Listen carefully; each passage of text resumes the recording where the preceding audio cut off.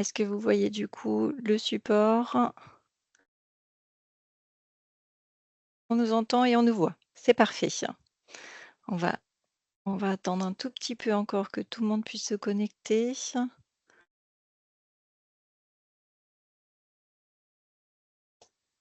Écoutez, je pense qu'on va commencer. Il est 11 heures. On va pas perdre de temps, c'est parti. Donc déjà, nous sommes ravis de vous retrouver pour ce nouveau webinaire, donc qui est consacré à l'affiliation et à l'ouverture des droits de vos salariés. Durant cette présentation, nous allons, vous parler de différents sujets qui, concernent l'affiliation, bien entendu. Donc moi, je suis Sophie Régnier, je suis la responsable du service cotisation.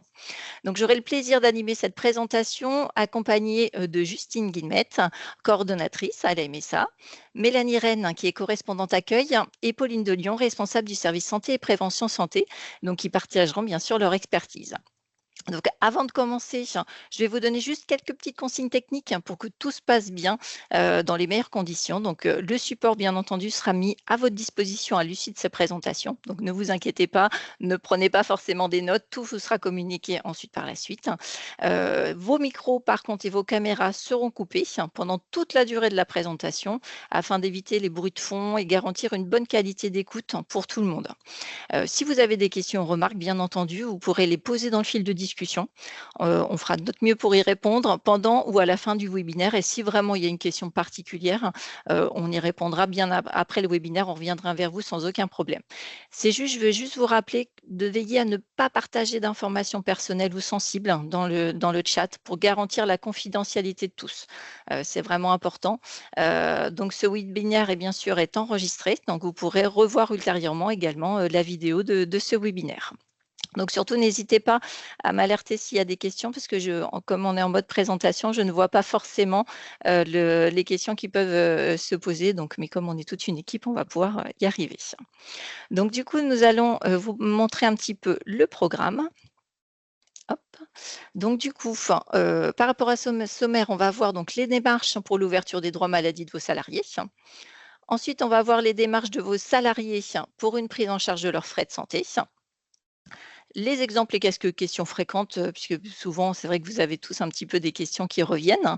Et on a pris bien sûr en compte les questions que vous nous avez envoyées lors de votre inscription. L'ouverture des droits à la complémentaire santé.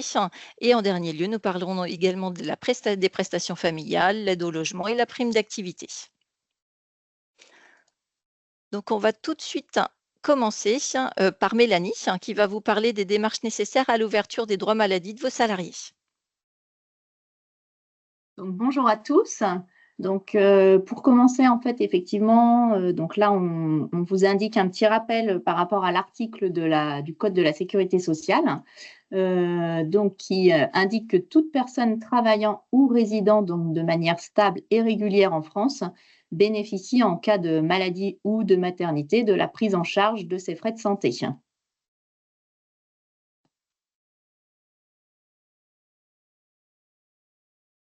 Donc là, on va vous présenter donc la protection universelle maladie, qu'on appelle donc la PUMA, qui est entrée en vigueur au 1er janvier 2016 et donc qui permet donc de garantir à toute personne qui exerce donc une activité professionnelle ou qui réside en France de façon stable et régulière un droit illimité donc à la prise en charge de ses frais de santé. On retrouve donc deux catégories d'assurés. Donc la personne qui travaille et dès le premier jour d'exercice de l'activité professionnelle.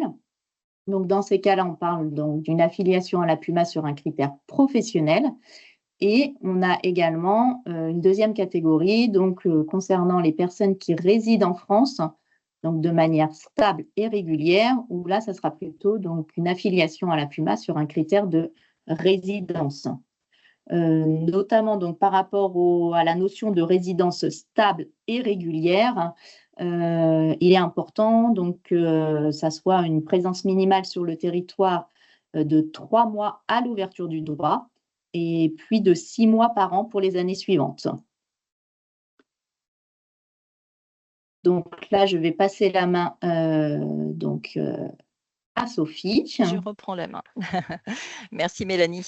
Donc du coup, la DPAE, c'est donc le démarrage chez la DPAE, donc la déclaration préalable à l'embauche, qui est à réaliser avant la mise au travail du salarié. Elle est intéressée au plus tôt dans les 8 jours précédant la date prévisible d'embauche et au plus tard dans les instants qui précèdent l'embauche. Attention, si vous embauchez du personnel étranger, juste petite alerte, il est indispensable de vérifier que le salarié a bien le droit de travailler. Vous devez vous assurer qu'il est en situation régulière au regard de la législation, que ce soit sur les titres de séjour et de travail des étrangers en France, et transmettre bien sûr les justificatifs nécessaires à la MSA. Donc juste ce petit point d'alerte. Et également un petit point de vigilance pour les CDD sur les dates de fin de contrat, de bien renseigner la date de fin de contrat prévisionnelle, donc sans forcément positionner sans positionner une date fictive. Il faut essayer de renseigner au maximum ces informations sur la DPE, parce que sinon elle ne s'intègre pas correctement. Et donc, également, si votre salarié ne possède pas de numéro de sécurité sociale, ce qui peut arriver, ou il n'en a pas connaissance, donc il faut penser à transmettre quelques informations à la MSA, notamment pour les salariés nés en France. Donc, un justificatif d'identité, donc soit un passeport, soit une carte d'identité recto verso. Et pour les salariés nés à l'étranger, un justificatif d'état civil, comme l'acte de naissance, et un justificatif d'identité, la pièce d'identité, le passeport, le titre de séjour, voilà, tout document qui prouve son identité. La DPAE, vous devez l'adresser à la caisse MSA du lieu de travail du salarié. Donc, c'est vraiment une information importante. C'est vraiment le lieu de travail qui est compétent pour gérer les droits maladie et accidents de travail. Idem, si c'est votre entreprise, si votre entreprise, par exemple, elle est dans le dispositif LUCEA. Donc, en fait, qu'est-ce que c'est que le dispositif LUCEA pour ceux qui ne connaissent pas le terme? Ça permet aux entreprises qui emploient des salariés relevant de différentes caisses MSA à verser les cotisations sociales et les contributions dues pour leurs salariés à une seule caisse MSA. Donc, ce qui fait que voilà, si vous avez plusieurs sites, dans ce cas-là, vous pouvez déclarer les cotisations à une seule caisse MSA. La caisse MSA, donc c'est ce qu'on appelle la caisse dite de liaison. Les caisses MSA auxquelles se substitue la caisse de liaison sont dénommées les caisses de gestion. Donc, celles-ci assurent le service de prestation légale et extra-légale, celui de la médecine et de la prévention des risques accidents du travail auprès des salariés de leur site géographique. Donc voilà, donc c'est important, mais en tout cas, ce qu'il y a à retenir, c'est que c'est bien la caisse MSA du lieu de travail du salarié auquel il faut faire adresser votre DPAE.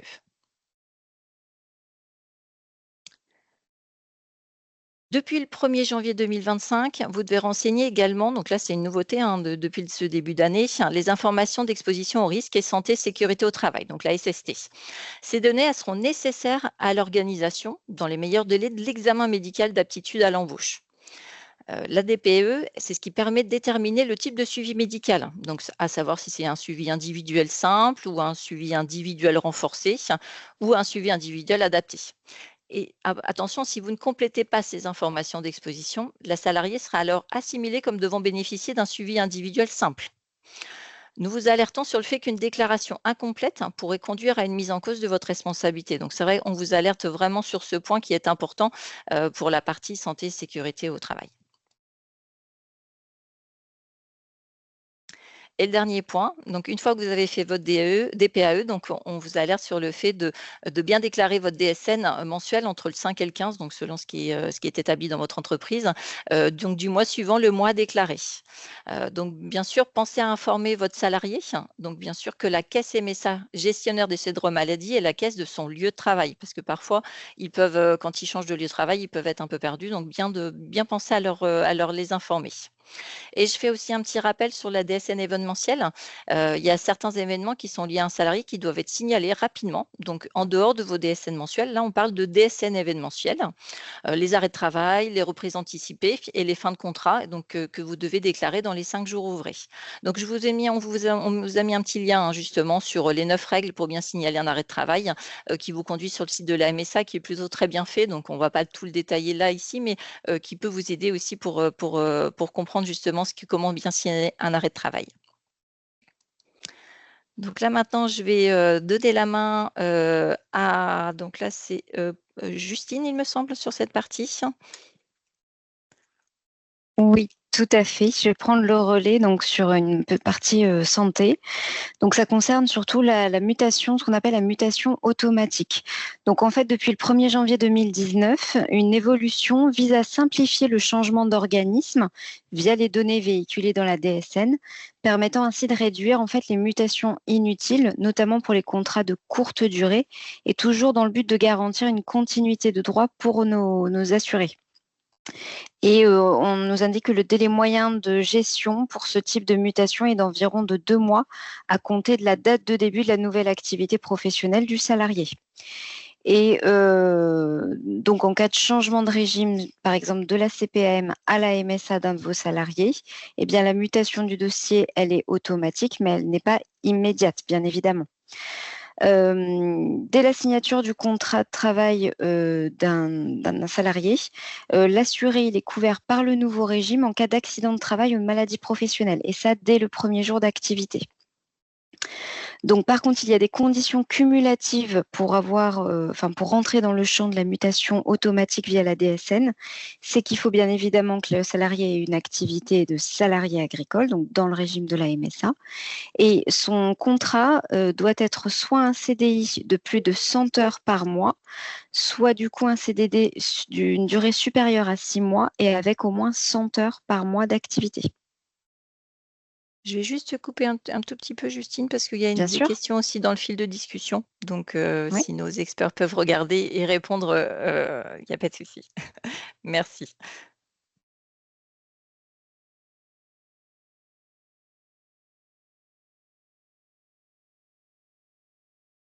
C'est bon, je te laisse continuer, Justine. Ah pardon, je pensais que c'était pour les questions, vous vouliez les aborder, pardon. Donc, il y a des situations donc, qui excluent ce qu'on appelle la mutation automatique. C'est en effet dès lors que le salarié va débuter une activité donc, de salarié agricole, mais qu'il va avoir un CDD de moins de 6 mois ou un CDD de plus de 6 mois, mais avec une durée inférieure à 100 heures par mois, ou quelqu'un qui aurait un CDI inférieur à 100 heures par mois. Dans ces cas-là, en fait, il ne mute pas forcément vers le régime agricole, et c'est pareil pour les travailleurs saisonniers. Donc du coup, ce que vous pouvez faire éventuellement auprès de vos salariés, c'est de leur indiquer qu'il va rester dans son régime d'affiliation. Donc s'il est CEPAM, il va rester à la CEPAM. Et il a toutefois la possibilité, éventuellement s'il le souhaite, d'exercer son droit d'option pour basculer à la MSA. Et ça se fait sur demande de papier libre, ou alors il y a un formulaire qu'on va voir après. En tout cas, si la MSA reçoit une feuille de soins ou un arrêt de travail et qu'après vérification du régime d'affiliation de l'assuré, on constate que voilà, il peut y avoir des questions, bien évidemment, on va envoyer un courrier d'information à l'assuré et on l'invitera à nous transmettre les documents nécessaires pour voir s'il doit retourner les informations soit à la CPM, soit à la MSA. Et donc, si un travailleur ou un saisonnier n'a pas de régime de protection sociale, la MSA prendra en charge son affiliation au titre de la PUMA, bien évidemment toujours dans le respect des documents liés à l'état civil et d'identité dont Mélanie vous parlait plus tôt. Alors, on a justement après le formulaire du droit d'option pour les polyactifs. Donc, en effet, si la personne veut quand même basculer auprès de la MSA et ne veut pas rester à la CPAM, eh bien, il peut remplir ce formulaire. La caisse MSA, du coup, traitera la demande d'ouverture de droit maladie sous un délai d'1 mois à compter de la réception du formulaire. Et suivant la complétude du dossier, bien évidemment, s'il nous manque des éléments, ça peut retarder l'ouverture. Et si l'assuré est affilié auprès du régime général, eh bien, la caisse demandera à sa caisse précédente, ce qu'on appelle la caisse cédante, en fait, le transfert de son dossier médical. Comme ça, on aura toutes les données sur la personne concernant des éventuelles prises en charge spécifiques à son état de santé. Et ce dossier médical, il faut savoir qu'il est confidentiel. C'est vraiment un échange entre le service médical de la CPM ou de l'autre régime et du contrôle médical de la MSA. Et pour information, depuis 2018, le droit d'option, il est vraiment propre à chaque personne. On ne fait pas le lien avec les conjoints, concubins ou partenaires PACS. C'est chacun a ses droits personnels et propres. Et le formulaire, en effet, vous le retrouvez à disposition sur le site de la MSA, au besoin.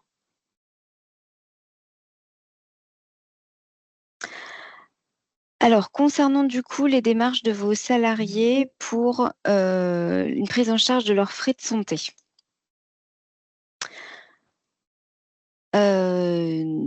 Du coup, nous, quand on va avoir connaissance donc, de votre salarié, on va lui envoyer un premier courrier de bienvenue à la MSA.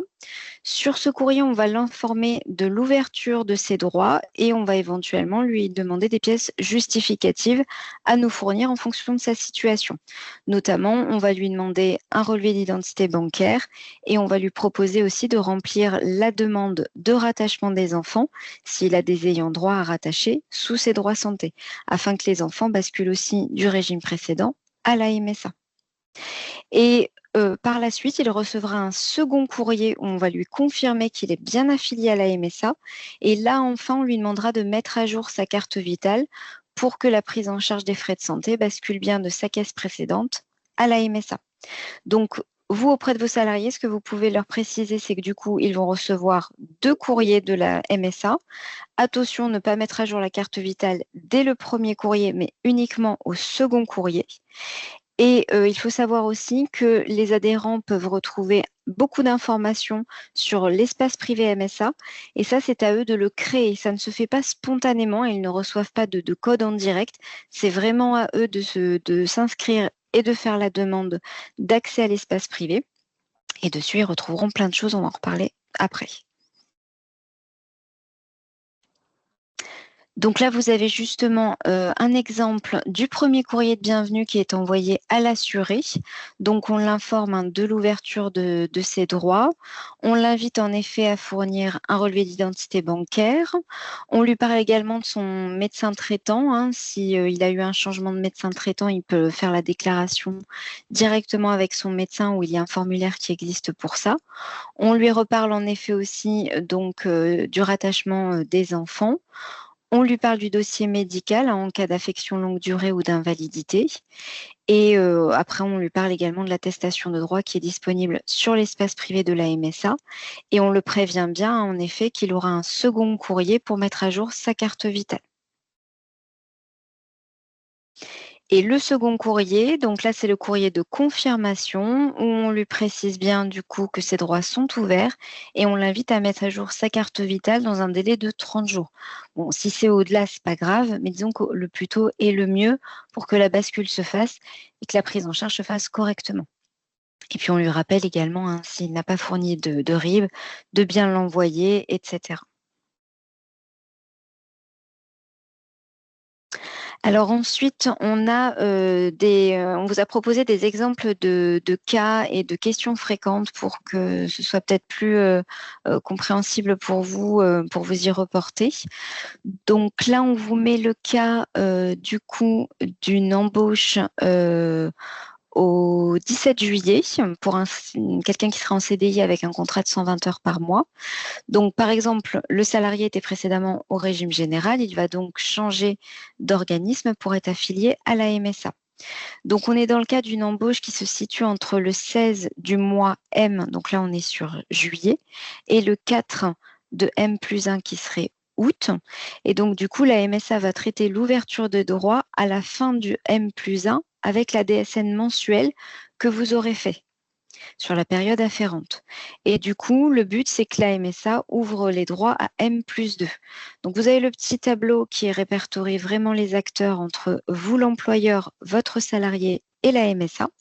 Donc, vous, en tant qu'employeur, vous faites du coup votre déclaration préalable à l'embauche entre le 9 juillet au plus tôt et le 17 juillet au plus tard. La MSA, elle va réceptionner cette DPAE. Vous, par la suite, vous allez faire donc votre DSN mensuel entre le 5 août et le 15 août. La MSA va réceptionner cette DSN mensuelle à la fin du mois d'août. Elle ouvrira alors les droits santé du salarié. C'est là que le salarié réceptionne le courrier de bienvenue de la MSA. On l'invite bien évidemment à créer son espace privé. S'il a besoin, qu'il n'hésite pas à contacter la MSA ou alors il y a directement un service qui est le service d'assistance aux extranautes qui pourra l'aider à faire ces démarches. De son côté, la MSA finalise le changement de régime du salarié au plus tard à la fin du coup octobre. et le salarié va réceptionner le courrier de confirmation à son affiliation et il pourra mettre à jour sa carte vitale. Alors, je crois qu'on me signale des petits compléments d'information.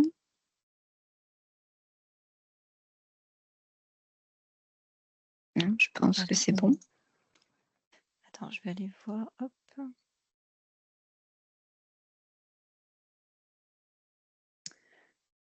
Alors, a priori, les réponses ont été apportées. Ok. Donc, on peut Impeccable. continuer. Ok, alors on continue avec le cas numéro 2. Donc le cas numéro 2, vous avez du coup une embauche qui est prévue le 4 juillet, toujours pour un CDI avec plus de 120 heures par mois. Donc on prend l'exemple aussi pareil du salarié qui est au régime général, donc à la CPAM, la caisse primaire d'assurance maladie. Il change de régime pour une affiliation à la MSA. Donc l'embauche qui est faite entre le 5 et le 15 du mois M, eh bien la MSA va traiter l'ouverture des droits santé avant la fin, enfin à la fin du mois M+1. Donc là aussi, le tableau récapitulatif. Donc vous, employeur, vous faites votre déclaration préalable à l'embauche entre le 26 juin et le 4 juillet. La MSA réceptionne la DPAE. Vous, en tant qu'employeur, vous faites votre DSN mensuel entre le 5 août et le 15 août. La MSA réceptionne cette DSN mensuelle et va ouvrir les droits maladie du salarié. Le salarié réceptionne son courrier de bienvenue. Toujours la création de l'espace privé qui est encouragée. La MSA, du coup, ensuite finalise le changement de régime avant la fin du mois de septembre et le salarié réceptionne son courrier de confirmation avec son affiliation à la MSA et il peut mettre à jour sa carte vitale.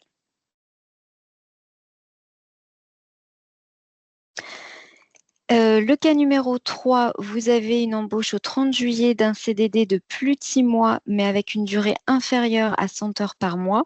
Donc là, les conditions du contrat de travail ne vont pas entraîner un changement de régime s'il était au régime général, sauf si le salarié, bien évidemment, exerce son droit d'option en faveur de la MSA. Donc, dans ce cas-là, du coup, l'employeur va déclarer la DPAE entre le 22 juillet et le 30 juillet. La MSA réceptionne cette DPAE. Vous, en tant qu'employeur, vous faites ensuite votre DSN mensuel. Le salarié, imaginons, lui va exercer son droit d'option. Donc, par exemple, il envoie sa demande le 20 août à la MSA. La MSA va réceptionner cette demande d'affiliation à la fin du mois d'août. Elle va ouvrir les droits maladie du salarié. Il reçoit toujours son courrier de bienvenue avec son invitation à créer son espace privé. La MSA va finaliser son changement de régime au plus tard à la fin du mois de septembre et l'assuré réceptionne le courrier de confirmation à son affiliation et il pourra mettre à jour sa carte vitale. Donc, les questions fréquentes qu'on peut recevoir directement auprès de la MSA Berry-Touraine de la part des employeurs ou des salariés. La question 1 type, c'est un salarié qui est déjà en arrêt de travail ou en mi-temps thérapeutique au moment de son affiliation à la MSA et du coup, il va s'interroger sur le versement de ses indemnités journalières. Si elles étaient, par exemple, précédemment versées par la CPAM, est-ce que c'est la MSA qui prend le relais ou pas? Donc là, il faut savoir que c'est l'organisme qui a réglé l'arrêt initial de travail qui va continuer à indemniser les prolongations. C'est-à-dire que tant que le salarié a un arrêt de travail sur la même pathologie avec des prolongations, c'est l'organisme qui a commencé à payer l'arrêt initial qui payera les prolongations. Et la MSA n'interviendra que s'il y a un nouvel arrêt avec une nouvelle pathologie. Un salarié qui bénéficie d'une affection longue durée, donc ça c'est une particularité qu'il y a sur son dossier médical pour une pathologie particulière qui demande une prise en charge de soins suivie et importante. Alors, est-ce que son dossier est automatiquement transféré à la MSA? Donc, en effet, cette ALD fait partie du dossier médical et confidentiel du salarié. Et le salarié, il sera informé en amont que du coup, on a demandé le transfert de son dossier médical dans son précédent organisme. S'il souhaite s'y opposer, il le peut, il faut qu'il fasse un écrit en ce sens. Bon, après, honnêtement, il n'y a pas d'intérêt s'il change d'organisme, que ses droits maintenant sont à la MSA. Il vaut mieux qu'on ait connaissance de son suivi médical pour correctement prendre en charge son dossier.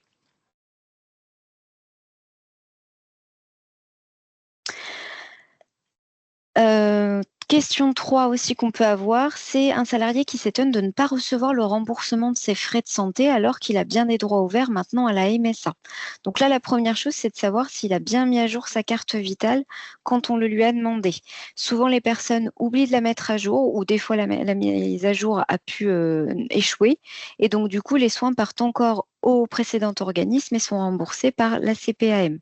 Donc ça, il ne faut pas hésiter à nous contacter, qu'on fasse le point sur le dossier et retenter une mise à jour de la carte vitale. Ou ce qui peut arriver aussi, c'est que le salarié, du coup, a peut-être eu un changement de situation dont il ne nous a pas alerté. Par exemple, un changement de RIB, un changement d'adresse de résidence, un nouveau médecin traitant, qui pourrait du coup impacter sur la bonne prise en charge de ses frais de santé et de ses règlements. C'est pour ça que tout changement de situation doit nous être donné pour qu'on puisse le mettre à jour dans le dossier.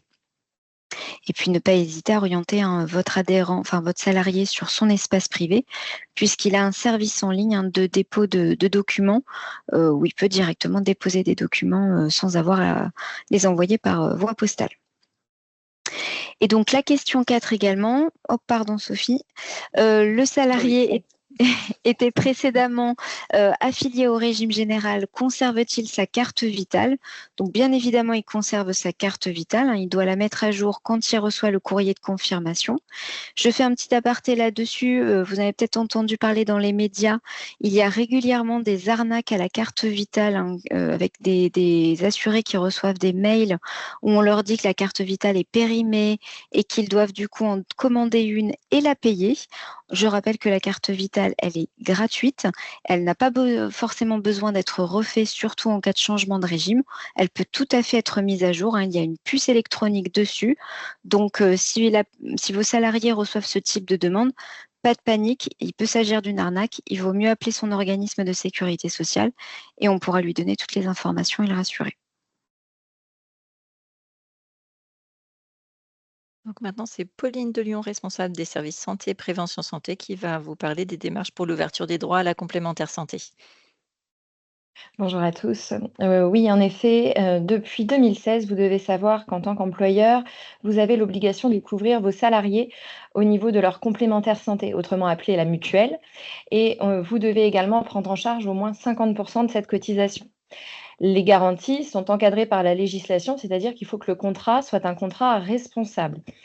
Je fais une petite aparté sur le contrat responsable. Les contrats responsables en complémentaire santé, ce sont les contrats ayant pour but d'inciter à un comportement vertueux, c'est-à-dire de respecter le parcours de soins, comme par exemple de d'abord voir un généraliste avant de voir un spécialiste, ou de prendre en charge, en tout cas, l'intégralité du ticket modérateur.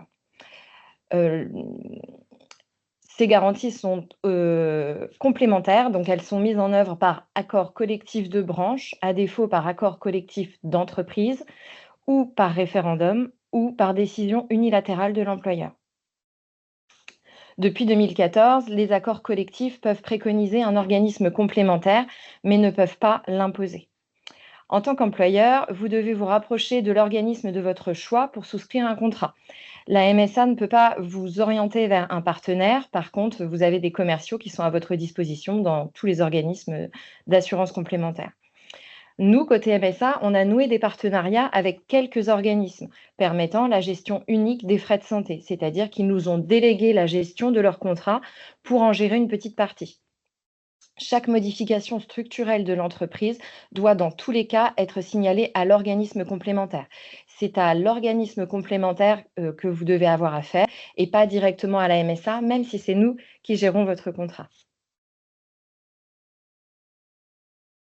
On fait un petit focus aussi sur les dispenses. Les salariés peuvent choisir de ne pas opter pour la mutuelle que vous avez décidé de mettre en place dans votre entreprise. Il y a différents cas de dispense en fonction des complémentaires et de la législation. En général, ça peut être un CDD, par exemple, inférieur à 12 mois. Là, le CDD peut demander la dispense de son contrat complémentaire. Ou lorsqu'il est bénéficiaire d'une autre mutuelle, par exemple celle d'un conjoint, ou tout simplement la complémentaire santé solidaire, l'ex-CMU. Vous devez dans tous les cas en informer l'organisme complémentaire. Si son contrat est couvert par la MSA et ses partenaires, donc dans le cas des contrat complémentaire qu'on peut gérer, nous, côté MSA, la dispense peut être déclarée directement via votre déclaration web, la DPAE. Pour les ayants droit, c'est une histoire d'option. Donc, en fait, le contrat complémentaire prévoit si le salarié peut ou doit couvrir ses ayants droit. Donc, après, c'est vraiment à voir en fonction des partenaires si il est prévu de raccrocher les conjoints, les enfants. Pour les bonnes pratiques, on vous rappelle que les salariés peuvent bénéficier du remboursement des frais de santé.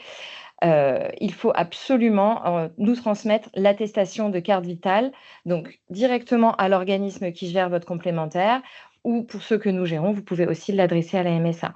Mais c'est vraiment l'attestation de sécurité sociale, l'attestation vitale, qui permet à la mutuelle de se raccrocher à votre carte vitale et qui permet de faire les télétransmissions nécessaires pour les remboursements. Merci Pauline. Donc c'est Justine qui reprend la main. Voilà, on va faire un petit focus sur les aides au logement et la prime d'activité.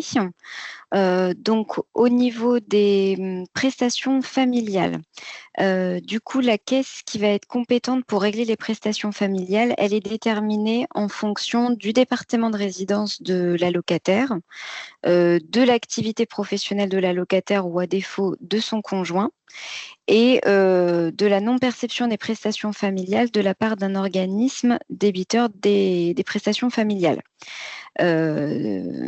Alors, Sophie, si tu peux tourner la diapo, voilà, merci. Comme c'est plus facile comme ça pour voir le tableau.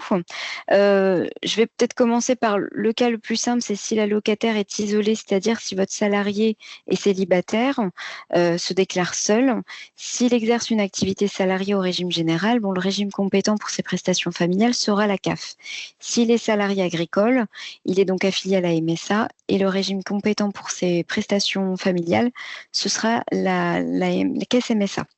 Quand il est en couple, quand votre salarié est en couple, donc là, tout dépend en fait de sa situation en tant qu'allocataire, enfin la situation de l'allocataire, qui peut être monsieur ou madame, hein, peu importe, et en fonction de la situation du conjoint. Et là, il va vraiment y avoir donc un choix entre, enfin, une situation entre la CAF et la MSA en fonction de l'activité.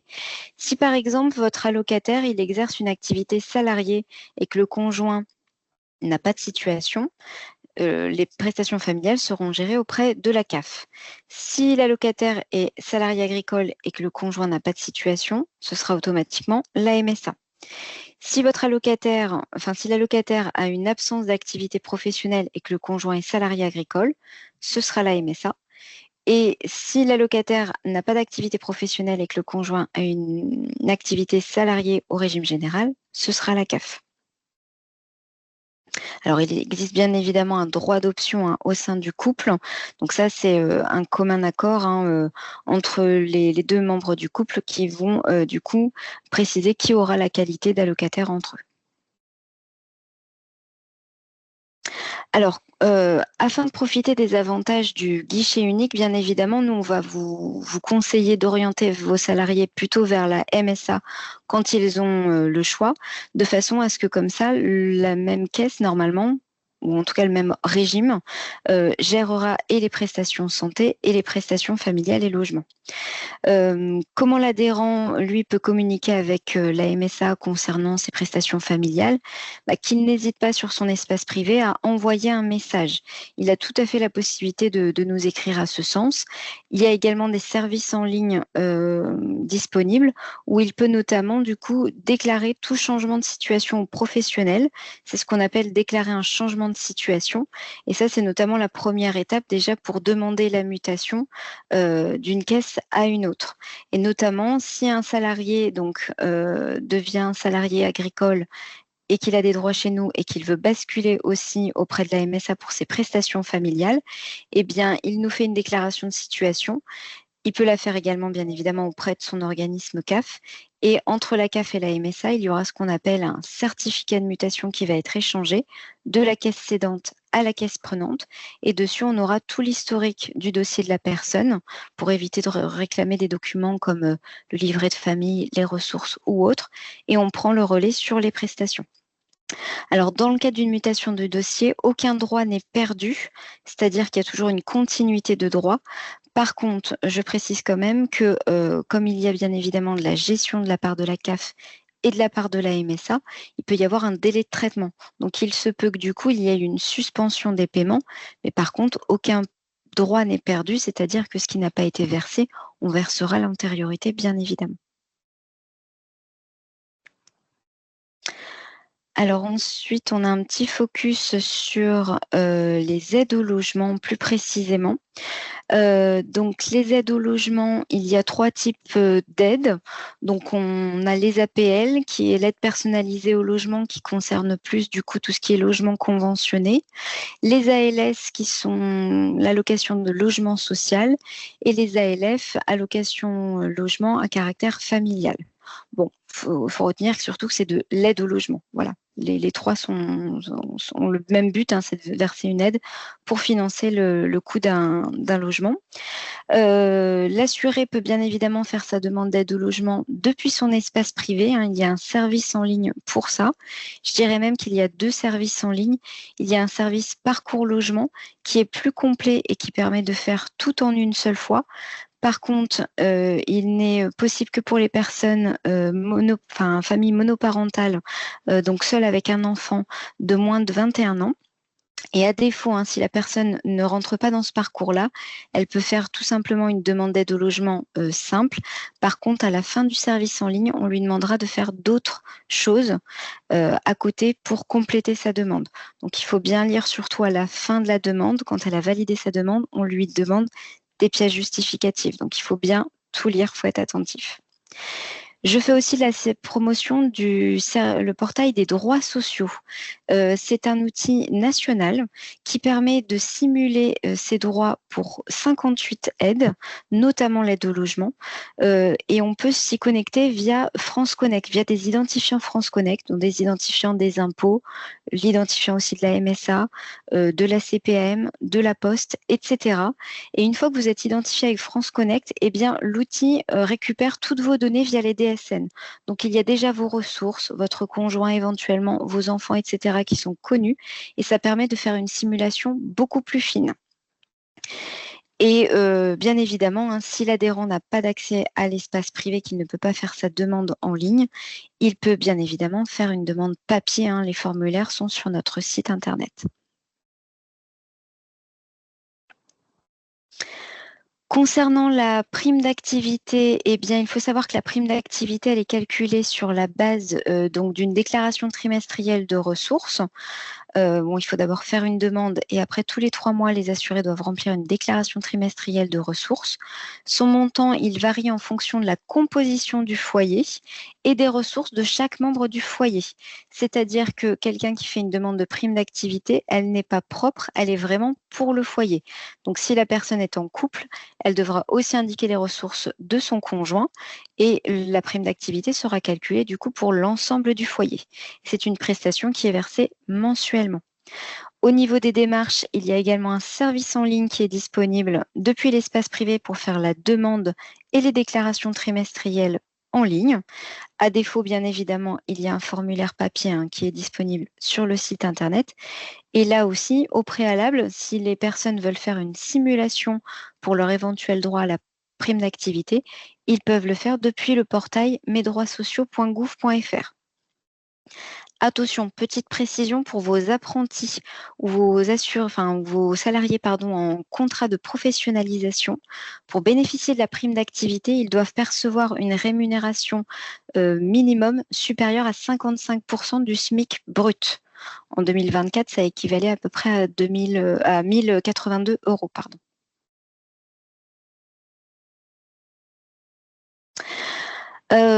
Donc, les règles applicables selon le lieu de résidence et le lieu de travail diffèrent en prestation santé et en prestation familiale. En prestation familiale, c'est la MSA du lieu de résidence qui est compétente, alors qu'en prestation santé, c'est la MSA du lieu de travail. Pourquoi? Puisque c'est là où sont payées généralement les cotisations. Donc, si la personne travaille et réside dans le même département, l'avantage, c'est qu'elle n'a qu'une seule et même caisse MSA qui va gérer et ses prestations familiales et ses prestations santé. Si par contre votre salarié réside et travaille dans 2 départements distincts, il aura 2 caisses MSA pour gérer et sa partie santé et sa partie familiale. Et petite précision, il devra créer du coup 2 espaces privés, un pour ses droits santé et un pour ses droits prestations familiales. On vous donne un exemple de quelqu'un qui habiterait Toulouse, donc en Haute-Garonne, et qui travaillerait à Montauban dans le département de Tarn-et-Garonne. Donc, pour ses prestations familiales, il sera géré à la MSA de son lieu de résidence.